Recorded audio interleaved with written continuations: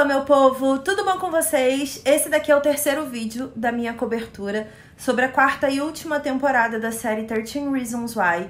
Eu já fiz 2 vídeos, vou deixar os links aqui na descrição e vou deixar também o link da playlist de 13 Reasons Why, que tem conteúdos desde a primeira temporada da série.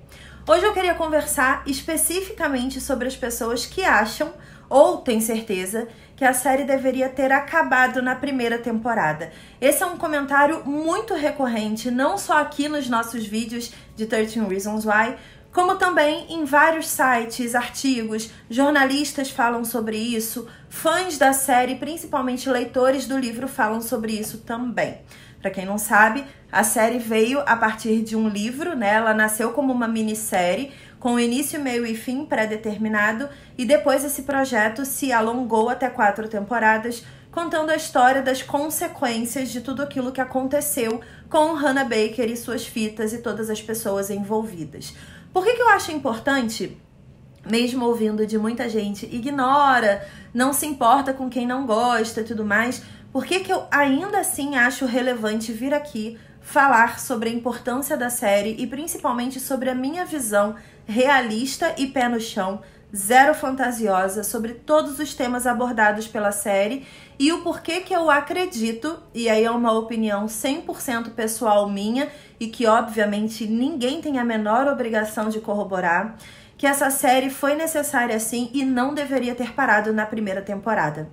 Essa frase de que a série deveria ter sido só uma temporada, para mim, é um grande mecanismo de defesa das pessoas que acreditam que saúde mental é um tema bem discutido e bem difundido na nossa sociedade. Então eu queria propor aqui um exercício para que todos nós pensemos juntos sobre as pessoas que estão na nossa vida. Para pensar, independente da sua idade nesse momento, sobre todas as crianças e adolescentes que tem na sua família ou que vivem com você, sejam afilhados, filhos de amigos, filhos de colegas distantes, enfim.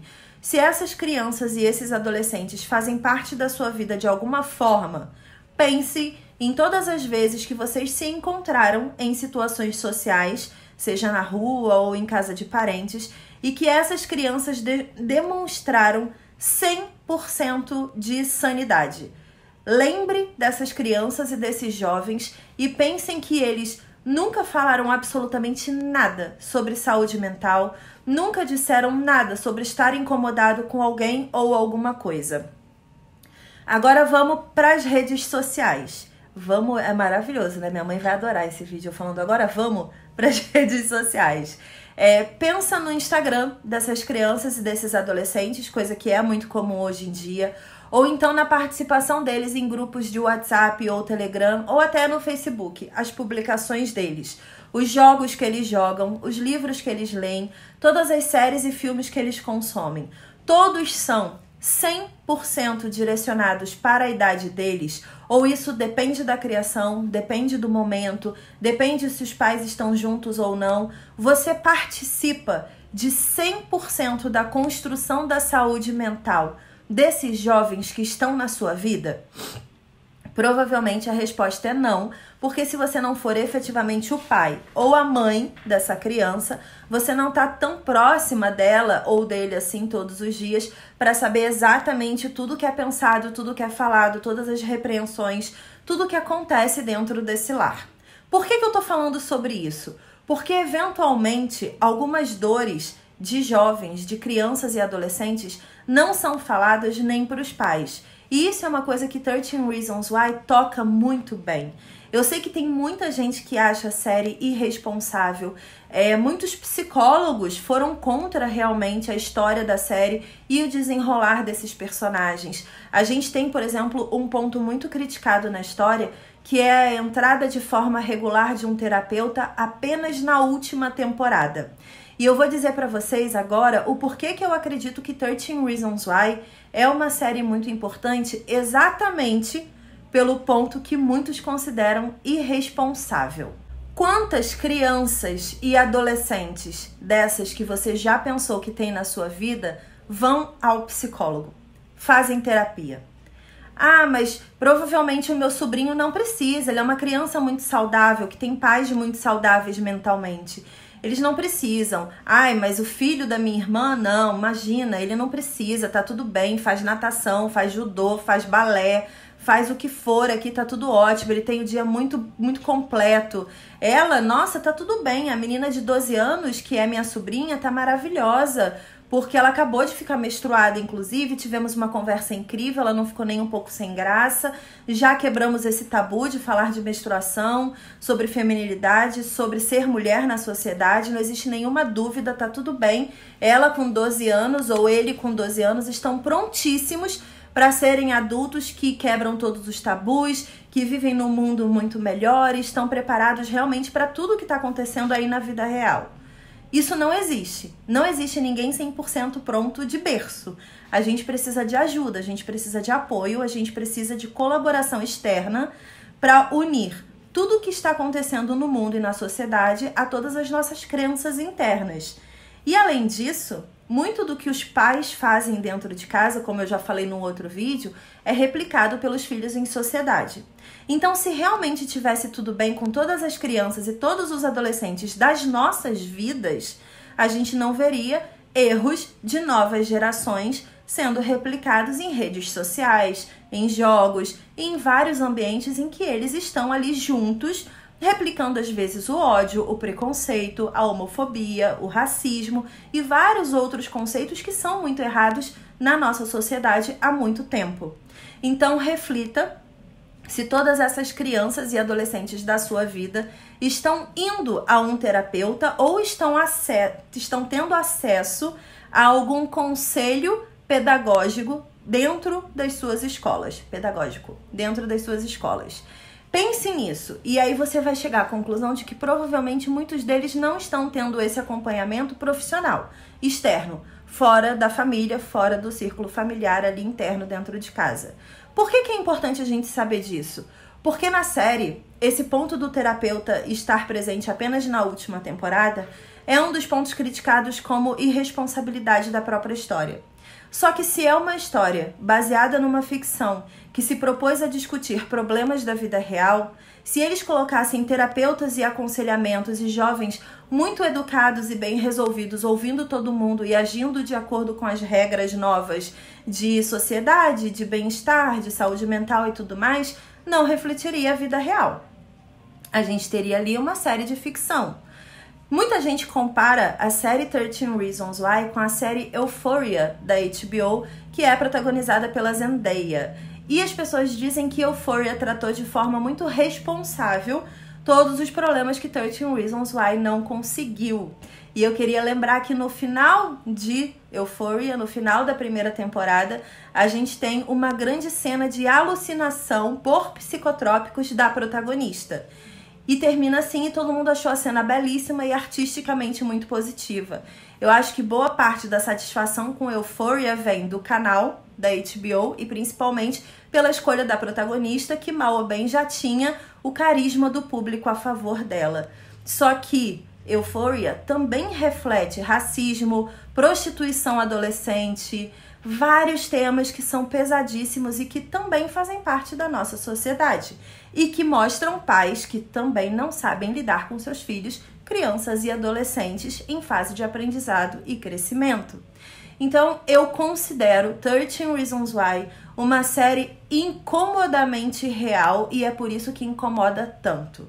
Ela trata de assuntos de irresponsabilidade da sociedade com a criação de jovens. Ela trata de temas que hoje em dia podem ser muito incômodos para muita gente, só que para outras pessoas já são pontos de discussão para poder melhorar a educação dos seus próprios filhos. E eu acho muito engraçado que os argumentos para defender que 13 Reasons Why deveria ter terminado na primeira temporada são exatamente argumentos que utilizam o livro como base.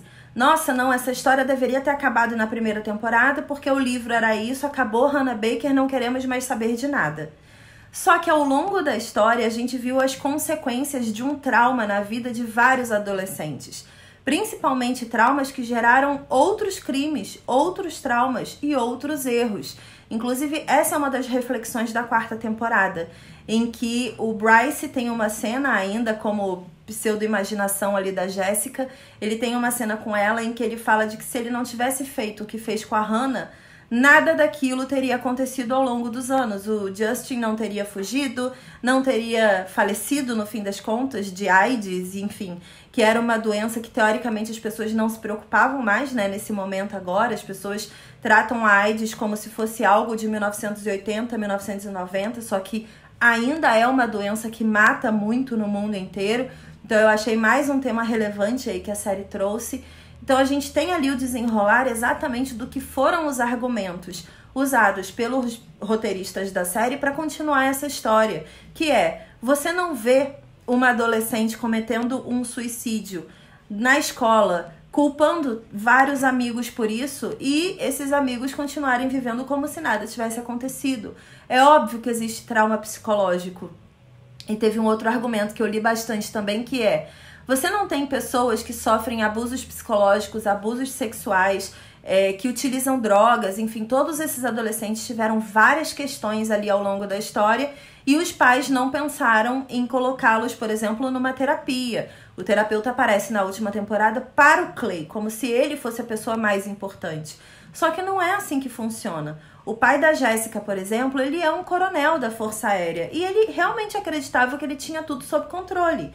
E essa é a crença de muitos pais no mundo inteiro, de que eles têm tudo sob controle. Ele não sabia de metade das coisas que a Jéssica continuava passando. E não tinha como ele saber, porque nem a escola sabia o que ela passava lá, porque ela não falava. Então não existia esse ambiente confortável para troca, para informação. A gente tem vários personagens ali ao longo da história que não tinham pais presentes, porque estavam trabalhando, porque tinham outras coisas para fazer. Lembrando que você não ser presente como zona de conforto de conversa na vida dos seus filhos não significa não amá-los. Significa só que você está seguindo mais ou menos as regras que você viu serem aplicadas na sua casa quando você era criança. Se não existiu um ambiente de diálogo confortável para você, existe uma grandíssima chance de você também não criar esse ambiente confortável. Então não, a série 13 Reasons Why não é uma série desnecessária, como muita gente diz. Ela não é uma série irresponsável, como muita gente diz. Por mais que ela tenha tido muitas cenas explícitas ali, que para muita gente foi dita que era quase um tutorial de como cometer crimes e fazer coisas erradas, eu acho que a gente tem conteúdos no cinema e na televisão suficientes que mostram cenas muito mais explícitas e drásticas e que, acreditem, não vivam essa ilusão. Seus filhos, crianças e adolescentes também consomem. Então, não imaginem, por exemplo, que a fonte de desconhecimento ou de desserviço é 13 Reasons Why. Muitos jogos que essas crianças e adolescentes jogam têm desserviço na comunidade de game. Tem muita gente que faz desserviço, assim como tem muita gente que faz um serviço legal com crianças e adolescentes.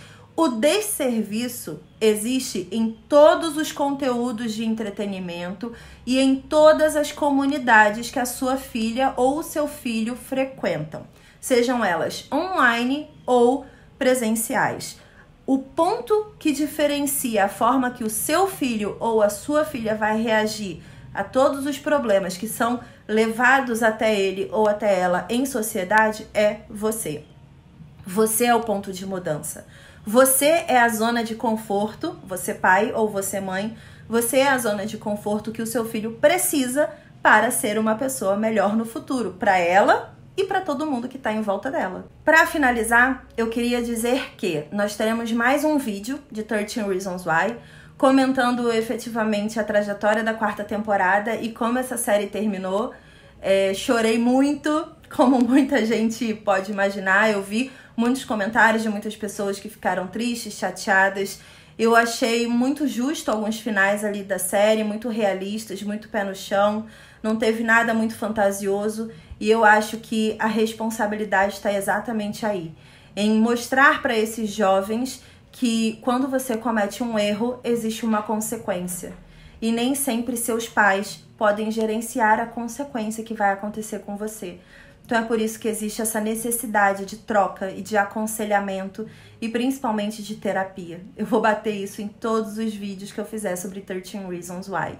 façam terapia, busquem por terapia, auxiliem seus filhos, auxiliem seus pais. A troca é muito importante e o ambiente confortável é importante para todo mundo em todas as idades. Então, bora tentar fazer com que a nossa sociedade seja um pouquinho melhor no futuro, com que a gente tenha ambientes um pouquinho mais confortáveis para crianças e adolescentes, principalmente, poderem se desenvolver com uma saúde mental positiva e que eles tenham o nosso cuidado, sempre, para que sejam pessoas melhores no futuro. Beijo e até a próxima. Tchau!